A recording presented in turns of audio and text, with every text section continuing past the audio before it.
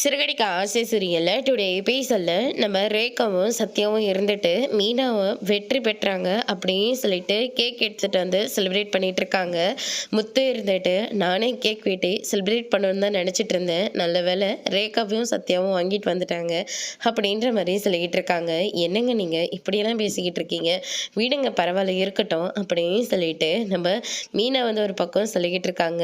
வாங்க மீனா கேக் வெட்டலாம், எதுக்கு உங்களுக்கு தேவையில்லாமல் செலவு, இதெல்லாம் செலவே இல்லை, முதல்ல வாங்க அப்படின்னு சொல்லிட்டு நம்ம ரேக்கா இருந்துட்டு கேக்கெல்லாம் வெட்டி பயங்கரமாக செலிப்ரேட் பண்ணிட்டு இருக்காங்க. இதை எல்லாத்தையும் நம்ம சிந்தாமணி வந்து ஃபோட்டோ வீடியோ இது எல்லாத்தையுமே எடுத்துக்கிறாங்க. அதுக்கடுத்து தான் வந்து பார்த்தீங்கன்னா ரேக்காவை நீ தானே அங்கேயும் இங்கேயும் இறக்கி விட்டுட்டு தெரிஞ்சிட்டு இருக்க, ஆனால் உனக்கு விஷயம் தெரிஞ்சிருக்கு, என்கிட்ட நீ ஒரு வார்த்தை கூட சொல்லவே இல்லைல்ல.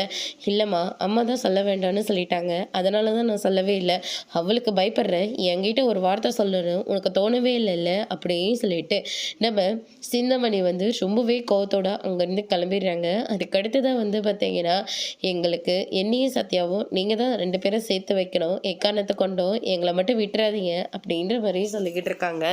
நீங்கள் 2 பேரும் மனசார விரும்பிட்டு இருக்கீங்க, உங்களை எப்படி எங்களால் பிரிக்க முடியும், நீங்கள் சந்தோஷமாக உங்களை 2 பேத்தையும் நாங்கள் சேர்த்து வைக்க தான் போகிறோம் அப்படின்னு சொல்லிட்டு நம்ம மீனை வந்து சொல்லிக்கிட்டு இருக்காங்க. உங்கள் அப்பா ரொம்பவே நல்ல மனுஷன் தானே, அவர்கிட்ட நாங்கள் எப்படியாவது பேசி சம்மதம் வாங்கி தரேன் அப்படின்னு சொல்லிட்டு மீனா வந்து சொல்லிக்கிட்டு இருக்காங்க. எங்கள் அப்பாவை உங்களுக்கு தெரியும், ஆனால் எங்கள் அம்மா யாருன்னு தெரிஞ்சா நீங்களே கொஞ்சம் ஒதுங்கி நிற்பீங்க அப்படின்ற மாதிரி சொல்லிக்கிட்டு இருக்காங்க. அதுக்கடுத்து தான் வந்து பார்த்தீங்கன்னா அப்படிப்பட்டவ உங்கள் அம்மா யார், உங்கள் அம்மா இடத்துக்கு நான் பூ கொடுத்துருக்கேனா, இல்லை அவங்கக்கிட்ட நீங்கள் பூவெல்லாம் கொடுக்கல, ஆனால் இப்போ இந்த சங்கத்தில் நீங்கள் யாரை தோக்கடிச்சிங்களோ அவங்க சிந்தாமணி தான் என்னுடைய என் அம்மா அப்படின்ற மாதிரி சொல்லிடுறாங்க. இதை கேட்டோன்னு மீனாவும் முத்துவும் பயங்கரமாக ஷாக் ஆகுறாங்க. அதெல்லாம் முடியவே முடியாது, இப்போவே 2 பேரும் பிரிஞ்சிடுங்க, என்னாலெல்லாம் சத்தியை விட்டு பிரிஞ்சு வாழ முடியாது, தயவு செஞ்சு எங்களை சேர்த்து வச்சுருங்க, என்னாலையும் ரேக்கா விட்டு பிரிஞ்சு இருக்க முடியாது. என்னடா பிரிஞ்சு இருக்க முடியாது, சாதாரண எலெக்ஷனுக்கே அந்த அம்மா ஆளுங்களை விட்டு கத்தியால் குத்துனவங்க, சத்யா ஒரு சாதாரண வீட்டு பையன், அவங்களுக்கு அவங்க வீட்டு பொண்ணு கொடுப்பாங்களா, கண்டிப்பாக கொடுக்க மாட்டாங்க. அதனால் என்னவே கத்தியால் குத்துனவங்களை சத்யா வாழ போகிறவன் அவனை என்னெல்லாம் பண்ணுவாங்க. அதனால தான் சொல்லிக்கிட்டு இருக்கேன், இந்த லவ்வெல்லாம் செட் ஆகாது, உடனடியாக பிரிகிற வழியை பாருங்க அப்படின்ற மாதிரியே சொல்லிடுறாங்க.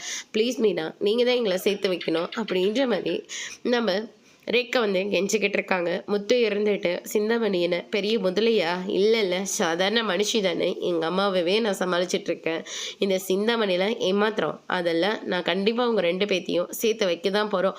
மீனா பயப்படாத, 4 பேருக்கு உதாரணமாக இருக்கிற நீயே பயந்தா எப்படி அப்படின்ற மாதிரி சொல்லிக்கிட்டு இருக்காங்க. அதுக்கடுத்து தான் ஒரு வழியாக மீனாவையும் சம்மதிக்க வச்சிடுறாங்க. இன்னொரு பக்கம் நம்ம மனோஜும் அருணியும் வந்துட்டு ஆட்டோவில் ட்ராவல்ஸ் பண்ணிட்டு இருக்காங்க. அப்போ வந்து பார்த்தீங்கன்னா ரோடு சரியில்லை, குலுங்கி போயிட்டுருக்கு. நம்ம ஹரணி இருந்துட்டு அமெரிக்காவிலலாம் இப்படி கிடையவே கிடையாது அப்படின்ற மாதிரியே சொல்லிக்கிட்டு இருக்காங்க. அதுக்கடுத்து தான் வந்து பார்த்தீங்கன்னா இதுக்காக தான் ஆட்டோ வேணாம் காரில் போகலான்னு சொன்னேன், எங்கே கேட்குறீங்க அப்படின்ற மாதிரி மனோஜ் வந்து ஒரு பக்கம் சொல்லிக்கிட்டு இருக்கா. அப்படி அதுக்கடுத்ததான் திடீர்னு வயிறு குலுங்க அவங்களுக்கு வாமிட் வர ஆரம்பிக்குது, தயவு செஞ்சு நீ ஆட்டோக்காரரி கிளம்பிப்போ, நாங்கள் காரை பிடிச்சி கிளம்பிக்கிறோம் அப்படின்னு சொல்லிட்டு மனோஜ் இருந்துட்டு அந்த ஆட்டோக்காரரை அங்கேருந்து அனுப்பி விட்டுடுறாங்க.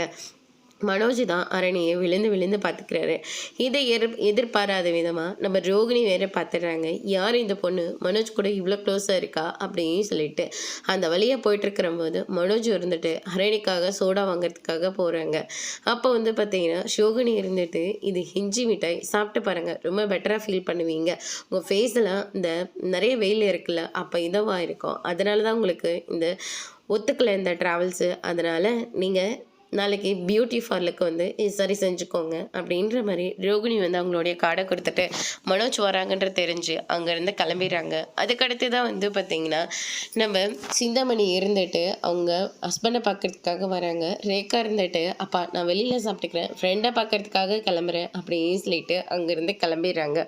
சிந்தாமணி வந்து அவங்களுடைய ஹஸ்பண்டை பார்த்து நீங்கள் இதுதான் பொண்ணை வளர்க்குற லட்சணமாக, நான் என்ன தப்பாக வளர்த்துட்டேன், என் பிஸ்னஸ் எல்லாத்தையும் என் பொண்ணு தான் பார்த்துக்கிறேன், நீ பார்த்துக்கிறத விட என் பொண்ணை நான் ரொம்பவே நல்லா பார்த்துக்கிறேன். உன்னோட சுதந்திரம் தான் உனக்கு வேணும் அப்படின்னு சொல்லிட்டு நீ கிளம்பி போனதானே அப்படியே இருந்துக்கோ அப்படின்ற மாதிரி சொல்லிக்கிட்டு இருக்காங்க.